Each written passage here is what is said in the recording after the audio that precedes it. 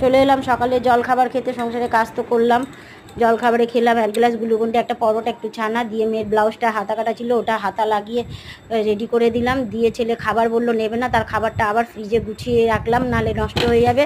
এই যে চাদরটা ভেজানো ছিল, এই চাদরটা কাচলাম। সকালে একটা চাদর কেচেছি, এটা কেচে স্নান পুজো করে নিয়ে শাড়ি দুটো নিয়েছি, ফলস পাড় আনবো আর এই সেলাইটা দেবো। তার সাথে আবার ব্যবসার খাতাটা নিয়েছি, যে 2-4টে বাড়িতে তাগিদা দেবো। চলো চলে যাই তাহলে। তাগিদা দিয়ে এসে এই যে খাটের চাদর বদলে দিয়েছি, এটা পাতলাম নতুন চাদর একটা। এই যে বিছানা বাসনপত্রগুলো গুছিয়ে রাখলাম জায়গা মতো। চেয়ারে জামা কাপড়গুলো পাট করে গুছিয়ে রেখে দিলাম। লুঙ্গিটা শুধু চেয়ারে রাখলাম, ওর বাবা এসে স্নান করে পড়বে। আমার কাজ করতে করতে ওর বাবা চলে এসে বাবাকে 1 গ্লাস গ্লুকন্ডি গুলে দিয়েছি, খাবারটা দিয়ে দিয়েছি।